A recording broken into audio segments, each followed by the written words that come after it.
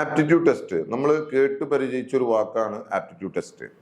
പലതരത്തിലുള്ള കരിയർ കൗൺസിലർമാരും അതുപോലെ തന്നെ അതുമായി ബന്ധപ്പെട്ട സ്ഥാപനങ്ങളിലും നിങ്ങൾ എപ്പോഴും പറയുന്ന ഒരു വാക്കാണ്, നിങ്ങൾക്ക് നിങ്ങളുടെ അഭിരുചി കണ്ടെത്താൻ പറ്റും, നിങ്ങൾ ആപ്റ്റിറ്റ്യൂഡ് ടെസ്റ്റ് ചെയ്യണം. അതിന്റെ കൂടെ ഉപയോഗിക്കുന്ന വേറൊരു വാക്കാണ്, പരിചിതമായ വാക്കാണ് DAT എന്ന് പറയും. ഡിഫറൻഷ്യൽ ആപ്റ്റിറ്റ്യൂഡ് ടെസ്റ്റ് എന്നുള്ളതാണ് ഇതിന്റെ ഒരു ഫുൾ ഫോം. എന്താണ് ഡിഫറൻഷ്യൽ ആപ്റ്റിറ്റ്യൂഡ് ടെസ്റ്റ്? എങ്ങനെയാണ് ഇതില് കാര്യങ്ങൾ തീരുമാനിക്കുന്നത്? ഇതാണ് നമ്മൾ പറയാൻ ശ്രമിക്കുന്നത്.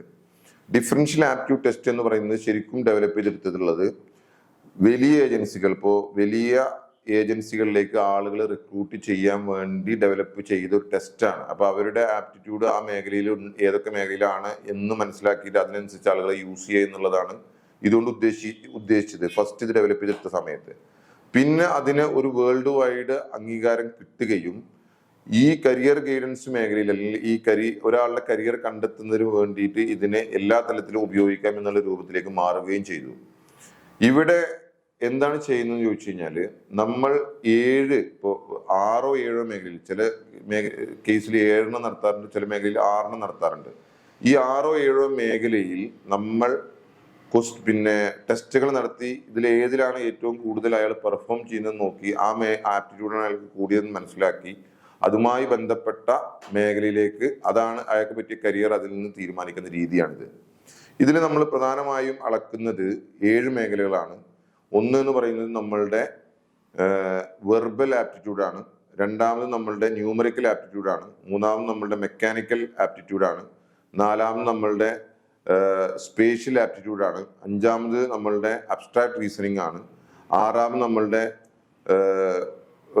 ലാംഗ്വേജ് സ്കിൽസ് ആണ്, ഏഴാമത് നമ്മളുടെ പെർസെപ്ച്വൽ ആപ്റ്റിറ്റ്യൂഡാണ്. ഇതിൽ ഈ ലാംഗ്വേജ് സ്കിൽസ് അല്ലെങ്കിൽ ലാംഗ്വേജ് ആപ്റ്റിറ്റ്യൂഡ് എന്ന് പറയുന്നത് ചിലതിൽ സ്കിപ്പ് ചെയ്യാറുണ്ട് എന്ന് മാത്രം.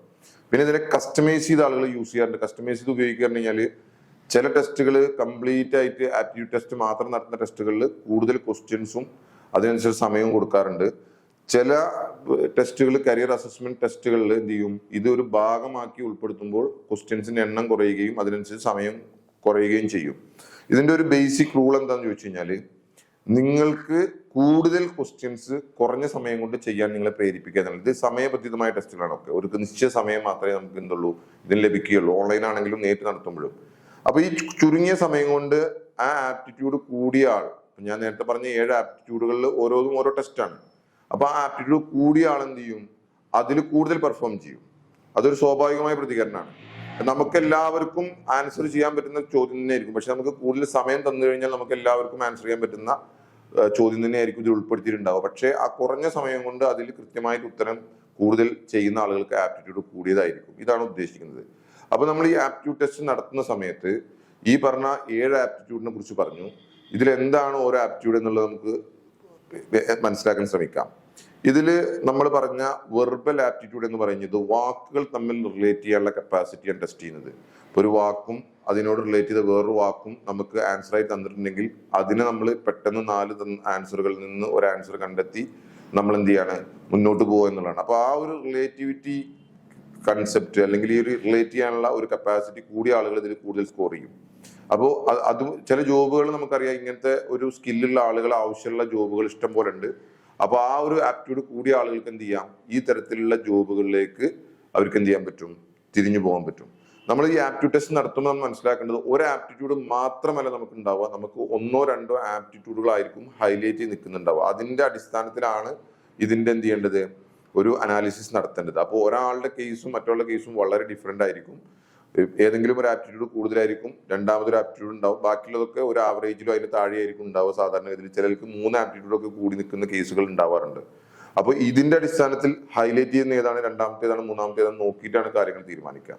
ഇനി നമുക്ക് അടുത്തൊരു ആപ്റ്റിറ്റ്യൂഡ് ആണ് ന്യൂമറിക്കൽ ആപ്റ്റിറ്റ്യൂഡ്. ന്യൂമറിക്കൽ ആപ്റ്റിറ്റ്യൂഡ് എന്ന് പറഞ്ഞു കഴിഞ്ഞാൽ നമുക്ക് നമ്പേഴ്സ് എത്രയും ഫാസ്റ്റ് ആയിട്ട് കൈകാര്യം ചെയ്യാൻ പറ്റുകയും അതിന് അക്യുറേറ്റ് ആയിട്ട് ആൻസർ ചെയ്യാൻ പറ്റുകയും ചെയ്യുന്നതിന് പറ്റുമോ ഇല്ലെന്ന് നോക്കുന്നതാണ്.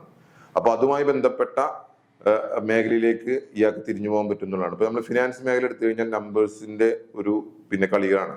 അതിൽ കൃത്യമായി അക്യുറേറ്റ് ആയിട്ട് പോകാൻ പറ്റുന്ന ആളുകൾക്ക് ആ മേഖലയിൽ നല്ല തിളങ്ങാൻ പറ്റും. അതുപോലെ തന്നെ മാത്സ്, അതേപോലെ സ്റ്റാറ്റിക്സ് പോലുള്ള മേഖലകൾ, അല്ലെങ്കിൽ അതിന്റെ അപ്ലിക്കേഷൻ വരുന്ന മേഖലകൾ, എഞ്ചിനീയറിംഗ് പോലുള്ള മേഖലകൾ, ഇതിലൊക്കെ നമുക്ക് പെർഫോം ചെയ്യാൻ പറ്റുന്ന ആളുകളായിരിക്കും ന്യൂമറിക്കൽ ആപ്റ്റിറ്റ്യൂഡ് കൂടിയ ആളുകൾ. കമ്പ്യൂട്ടർ സയൻസ് മേഖലയിൽ പെർഫോം ചെയ്യാൻ പറ്റുന്ന ആളുകളായിരിക്കും. അതുപോലെ തന്നെ അടുത്തൊരു ആപ്റ്റിറ്റ്യൂഡ് ആണ് നമുക്ക് മെക്കാനിക്കൽ റീസണിങ്. മെക്കാനിക്കൽ റീസണിങ് എന്ന് പറഞ്ഞാൽ മെഷീൻസുമായി ബന്ധപ്പെട്ട കാര്യങ്ങളാണ് ആ ക്വസ്റ്റ്യൻസിൽ ഉൾപ്പെടുത്തിയിട്ടുണ്ടാവുക.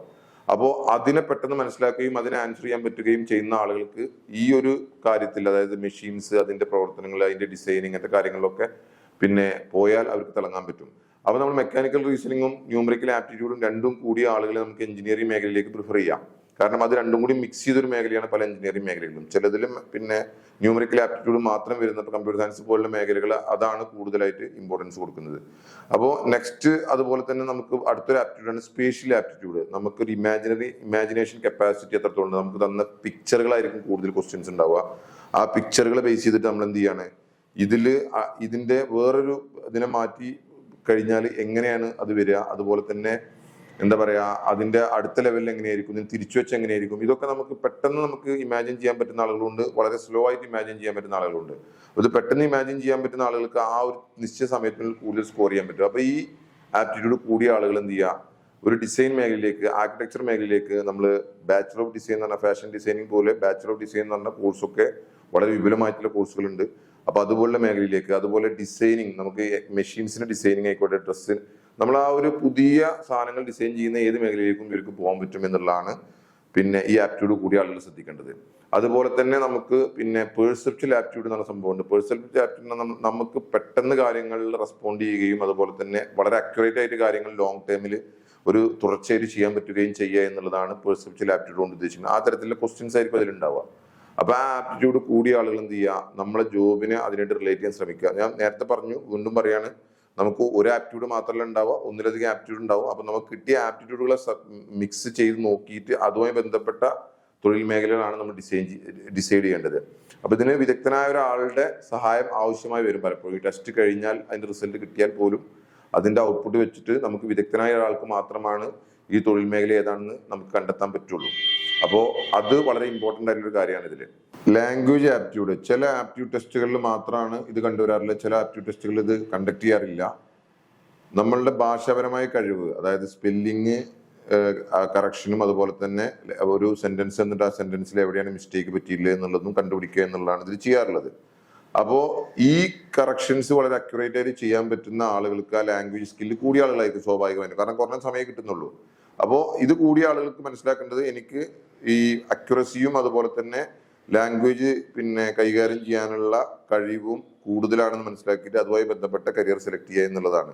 അപ്പൊ ഞാൻ നേരത്തെ പറഞ്ഞ പോലെ ഇത് എന്ത് ചെയ്യണം, ഒന്നിലധികം സംഭവങ്ങളായിട്ട് നമ്മൾ എന്ത് ചെയ്യണം, തട്ടിച്ചു നോക്കണം, അതിൽ ബന്ധപ്പെട്ട തൊഴിൽ മേഖല തിരഞ്ഞെടുക്കാൻ ശ്രമിക്കണം.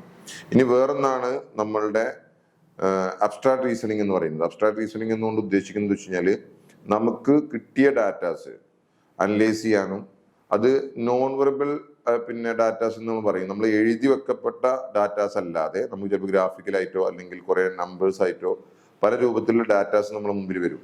അപ്പൊ ഈ ഡാറ്റാസ് വെച്ചിട്ട് നമ്മൾ എന്ത് ചെയ്യാണ്, ഇനി നെക്സ്റ്റ് എന്ത് സംഭവിക്കും എന്നുള്ളത് നമുക്ക് പ്രിഡിക്റ്റ് ചെയ്യാനോ അതല്ലെങ്കിൽ ആ ഡാറ്റാസ് വെച്ചിട്ട് നമുക്ക് ഡിസിഷൻസ് മേക്ക് ചെയ്യാനോ കഴിവുള്ള ആളുകളെയാണ് ഇത് കൂടിയ ആളുകൾക്ക് ഉള്ള സ്കിൽ അതാണ്. അതായത് നമുക്ക് കിട്ടിയ ഡാറ്റാസ് വെച്ചിട്ട് അത് മനസ്സിലാക്കാനും അത് അനലൈസ് ചെയ്യാനും അതിൽ നിന്നും നെക്സ്റ്റ് എന്ത് സംഭവിക്കുമെന്ന് പ്രെഡിക്റ്റ് ചെയ്യാനും അതല്ലെങ്കിൽ അതിൽ നിന്ന് ഡിസിഷൻ എടുക്കാനും കഴിവുള്ള ആളായിരിക്കും ഈ അബ്സ്ട്രാക്ട് റീസണിങ് കൂടിയ ആളുകൾ.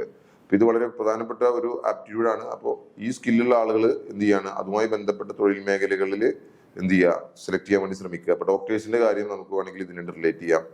ഒരു പിന്നെ ഹയർ ലെവൽ ജോബ് ചെയ്യുന്ന മാനേജേഴ്സും മറ്റവർക്കൊക്കെ കിട്ടിയ ഡാറ്റാസ് വെച്ചിട്ട് എന്ത് ഡിസിഷൻ എടുക്കണം എന്ന് തീരുമാനിക്കേണ്ട ആളുകളാണ്. അത് ഗവൺമെന്റ് സെക്ടറിലാണെങ്കിലും അല്ലാത്തതാണെങ്കിലും ഒക്കെ അങ്ങനെ വരുന്നുണ്ട്. അപ്പോൾ ഇതില് ഈ സ്കില്ല് കൂടിയ ആളുകൾ ഇങ്ങനത്തെ തൊഴിൽ മേഖലകൾ തിരഞ്ഞെടുത്ത്, ഞാൻ ഒന്ന് രണ്ട് ഉദാഹരണം പറഞ്ഞു മാത്രം, പല മേഖലയിലും ഇത് വരുന്നുണ്ട്. ഇപ്പോൾ നമ്മൾ ഷെയർ മാർക്കറ്റിന്റെ കേസിൽ നമുക്ക് പിന്നെ അനാലിസിസ് നടത്തുമ്പോൾ നമ്മൾ അതിൽ നിക്ഷേപിക്കുന്ന സമയത്ത് നമുക്ക് എന്ത് ചെയ്യണം, അതുമായി ബന്ധപ്പെട്ട ഡാറ്റാസ് നോക്കിയിട്ട് ഇനി എന്ത് സംഭവിക്കുന്ന നോക്കിയിട്ട് വേണം എന്ത് ചെയ്യാൻ, അതിൽ നമ്മൾ പിന്നെ ഇൻവെസ്റ്റ്മെന്റ് നടത്താൻ. അപ്പൊ ഈ രൂപത്തിൽ പല സ്ഥലത്തും ഇത് ആവശ്യമായി വരുന്നുണ്ട്. അപ്പൊ ഈ സ്കില്ല് കൂടിയ ആളുകൾക്കാണ് ഇതിൽ പെർഫോം ചെയ്യാൻ പറ്റുന്നത്. അപ്പൊ അങ്ങനത്തെ തൊഴിൽ മേഖലയിൽ ഉള്ള ഈ കഴിവുള്ള ആളുകൾ അങ്ങനത്തെ തൊഴിൽ മേഖലയിലേക്ക് നന്നായിട്ട് പെർഫോം ചെയ്യാൻ പറ്റും എന്നുള്ളതാണ്.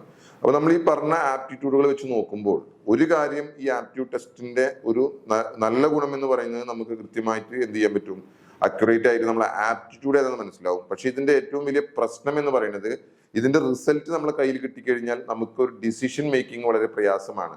അപ്പോൾ കുറച്ചും കൂടി വിദഗ്ധനായ ആളുകൾക്കാണ് ഇതിനെന്ത് ചെയ്യാൻ പറ്റുള്ളൂ, കൃത്യമായ കരിയറുകൾ ഡിഫൈൻ ചെയ്യാൻ പറ്റുള്ളൂ. അപ്പൊ എപ്പോഴും ഒരു ആപ്റ്റ്യൂഡ് ടെസ്റ്റ് നടത്തി കഴിഞ്ഞാൽ അതിന്റെ റിസൾട്ട് എന്നതിനപ്പുറത്തേക്ക് അതിൽ നിന്നുമുള്ള അനാലിസിസ് നടത്തുന്ന ആള് വളരെ ഇമ്പോർട്ടന്റ് ആണ്.